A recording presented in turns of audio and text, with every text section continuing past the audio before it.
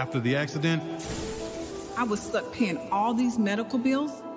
The Witherspoon Law Group understands that you didn't deserve what happened to you, but you do deserve justice. They weren't just there for me, they fought for me. I care about what my clients are going through. We are in the fight of their lives. We don't just fight for you, we fight with you and make sure you get the compensation you deserve. And that's why we do what we do. And what we do is win. Call 844-WE-WIN-44.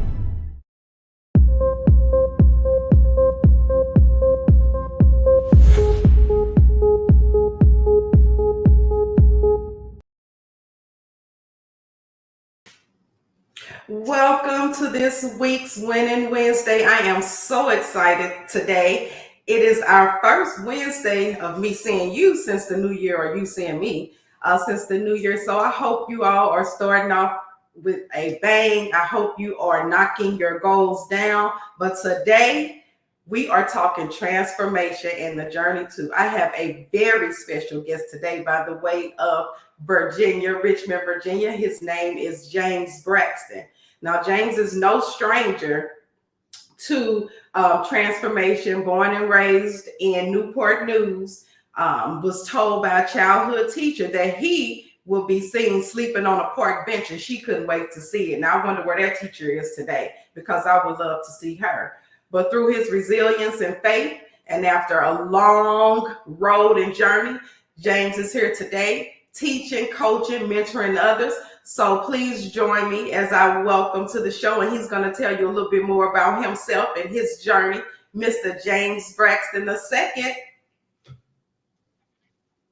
Welcome. Hey, what up?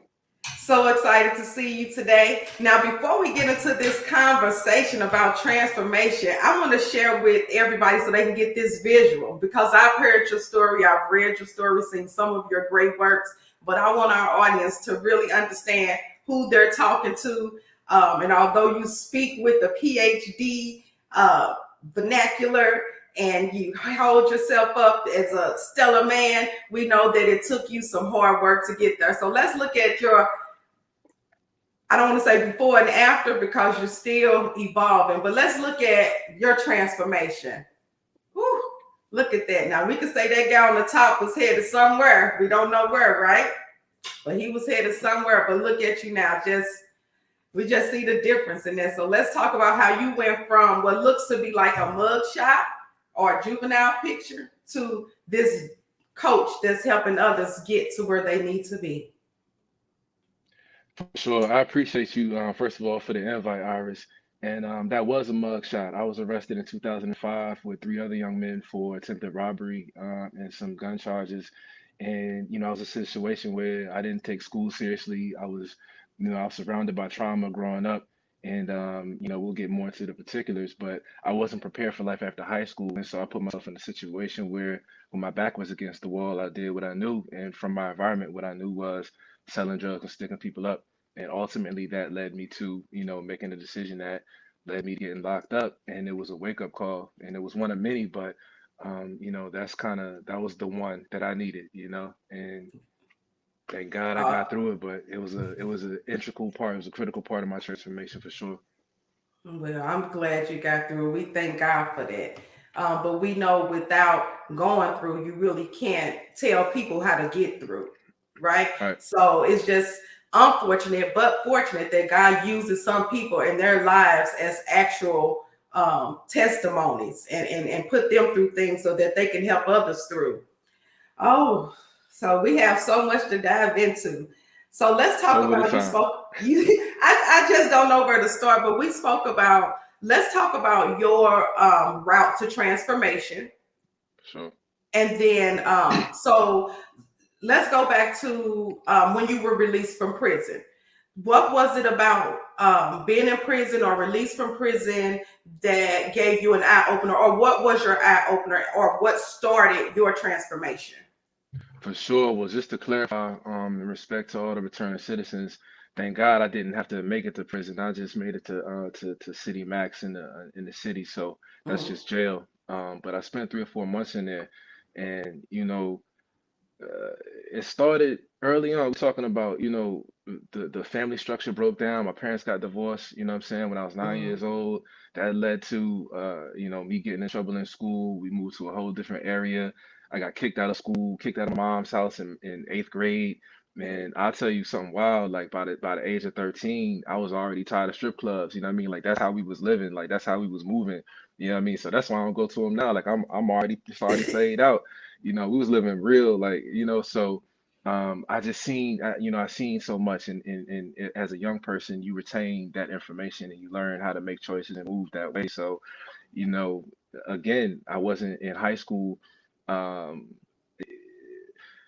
it was a barber shop that saved my life, and it was a dental Oh, office that changed my life.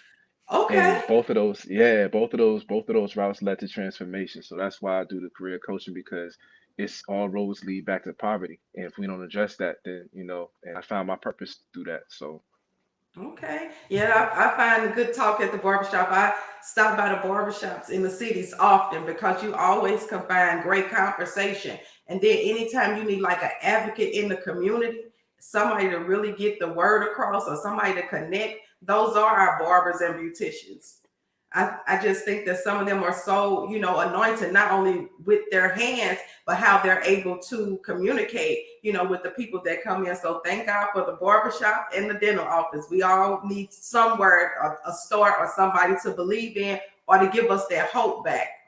So let's talk about your children's book. So you are an author. yes, Hi, yes, Kelly. We are glad that you are here joining us today. Um, you are an author of not only children's books, but let's talk about the children's books and trauma. What have you learned about trauma during the journey of transformation? And what inspired you to start at the children's book level? for sure. So I've been doing this work, community engagement, youth development for about 11 years, and started off in the field, working directly with young people, working with families. You add my lived experience on top of that, I was seeing all sorts of things and starting to identify what are the root causes of trauma, and what are the root causes of, what leads to the drama that we get ourselves into, that leads to the violence, that leads to the, senseless deaths and the domestic violence. So, anyway, years later, here I am, 35 years old, and I'm working for an organization where, I go to a workshop somewhere in Richmond, and that is the first time I ever heard the term ACEs, which is adverse childhood experiences. And so I'm 35 years old, and I'm just now learning about the stuff that I've been going through that's been impacting, my Mm-hmm. moods and the choice. I tried to commit suicide 2 times, right? And Mm-hmm. as it back in high school, and thank God I survived it. But I there was nobody for me to relate to in a time like that I felt like could Right. tell me what was going on with me. That was a reflection of me. So, I went uneducated and uninformed, and that led to, even my behavior in school. I'm wilding on all authority, you know what I mean? Like I'm threatening to fight teachers. What I'm saying, I'm ended up in, I call it in school segregation. Like I wasn't even in regular classes. Like that's how much of a menace I was. But it was the unidentified advocate in me. It was the Mm-hmm. unidentified power in me that was misdirected. And I just didn't get what I need. And a lot of kids don't get what they need. So, I wanted to create a tool with the children's book that'll help adults learn how to have conversations about trauma, that the trauma that kids are facing every day with parental, divorce, with community violence, with the things that they see in the home, outside of the home, in ways that we can talk to them in an interactive way, in a way that, that they can Mm-hmm. relate to, and that makes hard conversations a little easier. So that's why I decided to, let me get on a level where we can catch them where it's receptive and start to form Mm-hmm. their thoughts and their perceptions of themselves and their perceptions of their community and their family.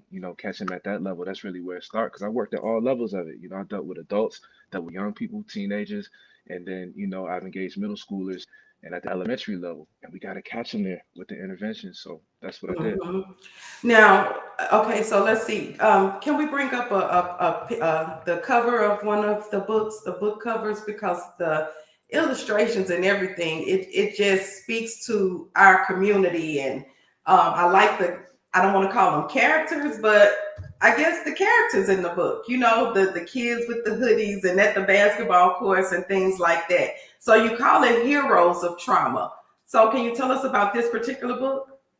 Yeah, Soul Strong Heroes of Trauma. Soul Strong really to me means internal fortitude and just being able to make it in the face of adversity, and being resilient. And Heroes of Trauma because young people are so resilient, and we want to tell those stories too. They still, in spite of whatever might happen at home, they going to school. For the most part, and you see some kids that's you'll be surprised they honor roll when you go home. They struggling to find food, you know what I mean, or clothes. It's just dire situations. So I wanted to reflect that in the book, but in a way that would not, tell the story that would make people sad, but empower people and show them how Okay. to look at maybe trauma differently in a way that'll lead to resilience in a different way. Yeah, and like you mentioned, I don't even realize some people in our community identify with the traumatic things that affect their decision making and things like that today. So some adults might need to start with their book. It wouldn't be a bad thing. Where can we purchase that? On my website, it is www.jamesebraxtonii.com, Okay, and so look for I us on stands this for the second. website. And then let's all stop and follow him right now at Soul Strong LLC on all of the social media platforms so we can keep up with all the great works that he's doing. He's constantly doing things in the justice system and can use people behind him when he's trying to advocate for certain things within the juvenile system. But I really encourage every teacher, if you're a teacher, call James, get these books in your classrooms. This is the type of education that we want to put out in our community to help our children understand the differences in the things that they're going through and how to effectively get help, stop the violence. This is a big one. Tell us a little about this and when you authored this. Yeah, that's a part of the book, and I wanted to reflect what young people are seeing, when they're on their way to school or they're after school programs or even in school sometimes with, just art, graffiti, what people have access to online and social media. We got to talk about these things. We can't be afraid to talk about these things with young people. And you see so many adults that, well, they might try to, shadow the kid from what's really going on, or they don't know how to talk about it themselves. So I wanted to reflect that, you know what I mean? And I wanted Mhm. to cause a conversation. So when you see this, to ask young people, what do you see when you look at this? And that's a conversation starter. So, for a caregiver or a parent at home that may be living in a neighborhood that's riddled by crime, riddled by Mhm. violence, this is a way to open the conversation up for them. Yeah, and I see they wearing their masks, so that is definitely during pandemic time, which we all are pushing through right now. So very relevant in today's time. So teachers, please contact James. Grab these books for your students, for your parents. Great conversation pieces or ways to start conversations in your home and at the dinner table. Excuse me, or just doing your mentoring sessions. Oh, so fireworks go. Look at Marcus. Marcus is, oh, so that's good because people don't understand why Marcus is not all excited about the fireworks. Instead, he's more triggered.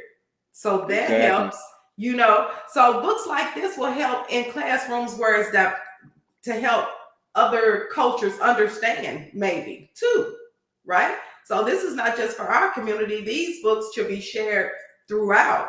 So that is helping with that cultural sensitivity. And that should start at the childhood age because we have adults that don't know how to be sensitive to the other cultures or things that one may have experienced around them. So that's an awesome point that you made there in the book, the different types of traumas. So we talk about non-traditional routes. When I met you, you and I were both in Virginia, same mission. We're going to help these high school seniors find a route that because it may not be college, right? Because both you and I know some people choose their own path regardless to what's laid before them. Some people don't have a choice or they don't have direction. So we were there trying to learn tools and ways to go back into our underserved communities to motivate our young people on how to tap into themselves and get to their next level. So what are some of the things that you're doing now to help non-traditionally in our community? What I see the most, especially with young men, is they need to be inspired and they want to be inspired. They want to live a good life, even though they might not have the circumstances or be in the environment to do that, but they want to be inspired. And so I try to make the right choices and I try to live and I try, like I started my business and I made it public and I'm posting and I'm doing all the things that I'm doing because of the young people that follow me. And now they're taking that on like, yo, you know what, I can do that too, because I dropped out of college 4 times. I didn't take the traditional route. You know what I mean? And I want to show people that, and I want to show them that we should be valued with our lived experience and our credibility as high as a rate as the person that has the highest credentials, you know, doctorate, PhD, all of that. If we have the skill set, if we have the lived experience, if we know how to move in those rooms and we can do the same work the same way, even better, and produce tangible outcomes, well, you know, we start talking that talk. We know we doing, you know, if we can do that, then you're gonna respect our value and you're gonna incentivize that, or we're gonna create our own way. And if I can do that, if I can show them that way, if I can show them that route and then give it back to them and encourage them to invest in themselves, then that's what's gonna get us out of this mess. That's what's gonna get us out the root of this is us doing that and then investing back into our communities and bringing our others out. We must invest back into our communities.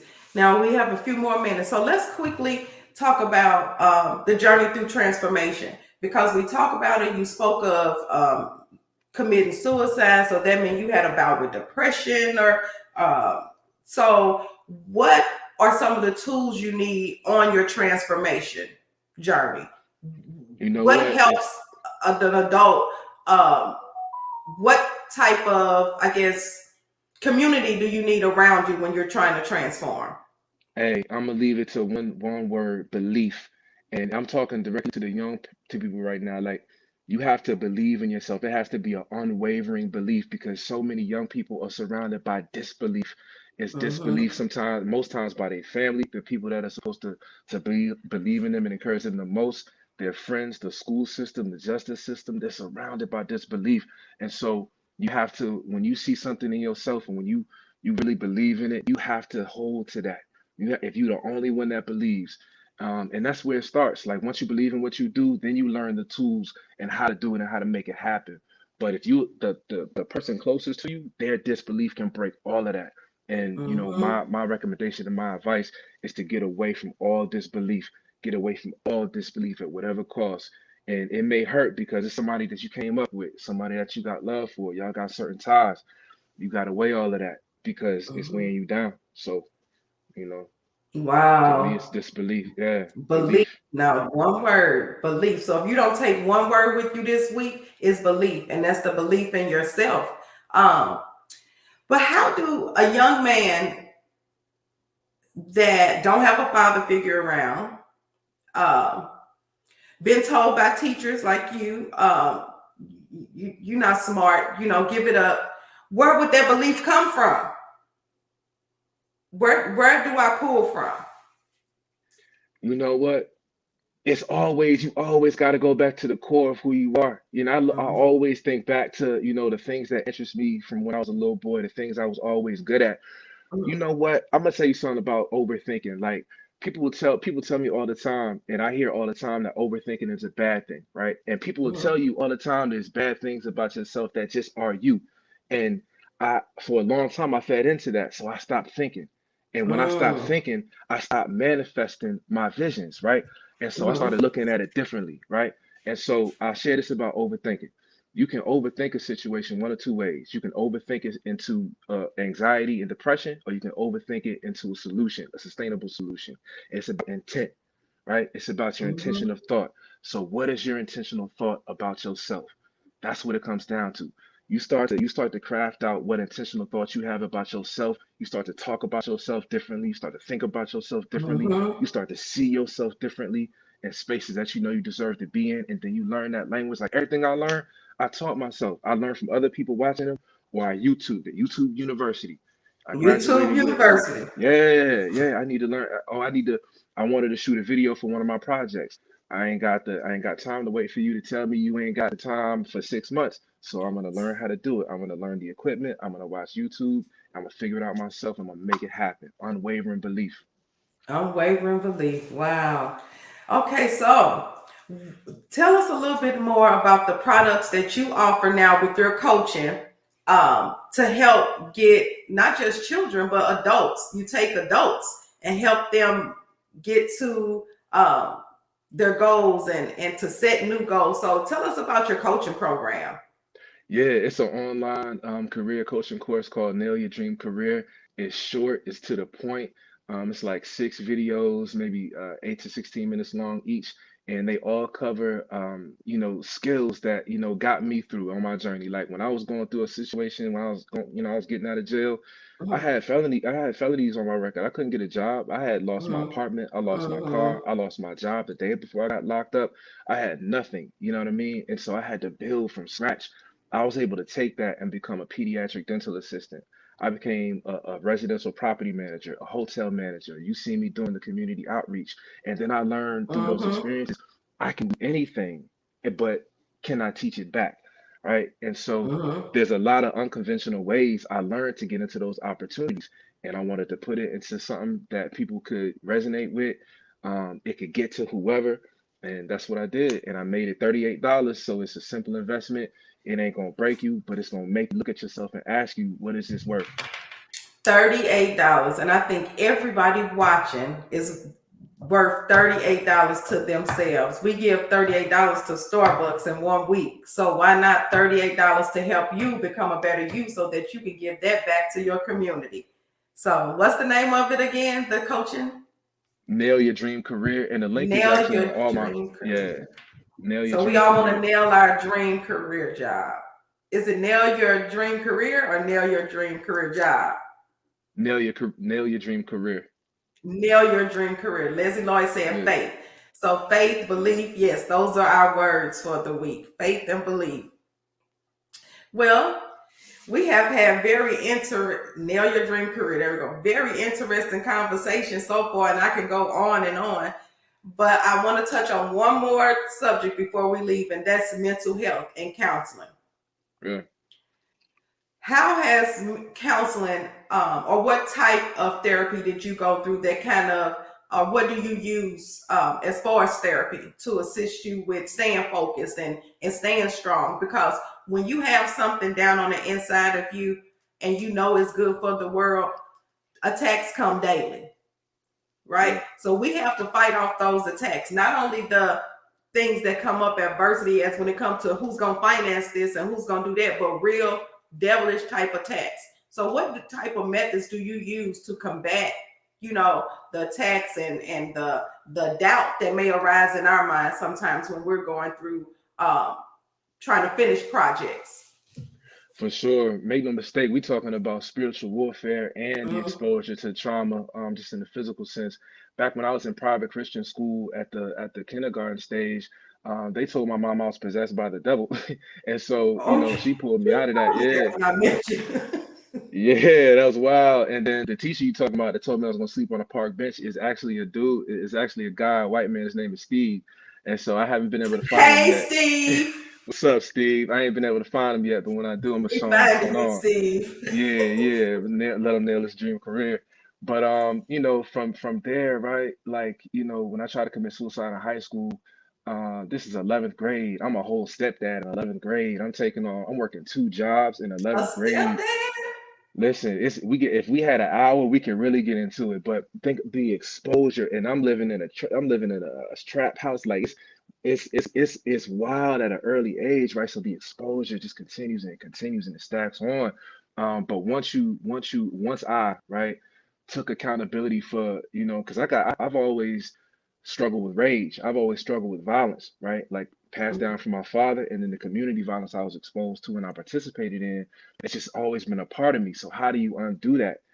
For me, it started with taking responsibility for it. Like, yo, bro, you can't respond this way in situations because now it's costing me, right? Like I got Mhm. kids now. I can't afford to be calling my people to bail me out of jail. Like I got too much to lose. So I started weighing options, man. And it makes you start looking at yourself like, yo, what are the tools that I need? And so as a black man, for me, and it's not for everybody. And I got comrades that, it's not for, but for me, I need therapy. I'm in therapy Mhm. now. And I'm telling my partner, like, bro, I need the tools. Like, I asked him the other day, I said, sir, do you have an emergency line? Like, does my insurance get me through to you when I need you in a moment?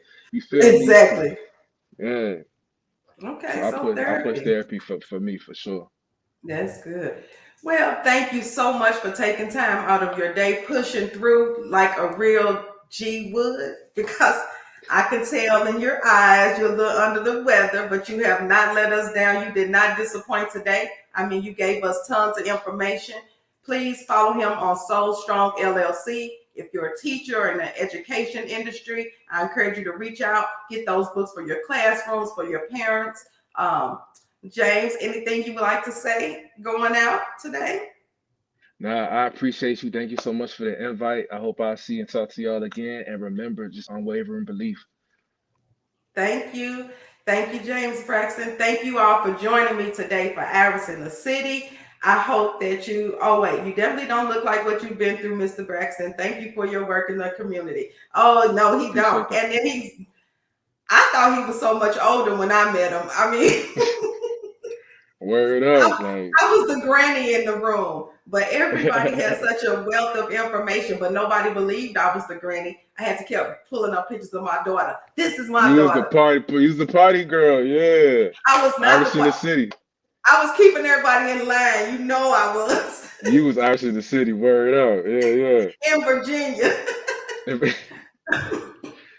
True But story. thank you again. I'm going to continue to pray for your journey and that God sends you who and what you need to get you through. And thank you all for following me. And we're on this transformation journey. Until next week, be safe and have unwavering belief. Peace out there.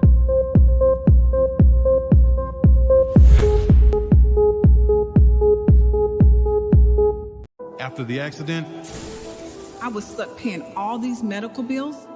The Witherspoon Law Group understands that you didn't deserve what happened to you, but you do deserve justice. They weren't just there for me, they fought for me. I care about what my clients are going through. We are in the fight of their lives. We don't just fight for you, we fight with you and make sure you get the compensation you deserve. And that's why we do what we do. And what we do is win. Call 844-WE-WIN-44.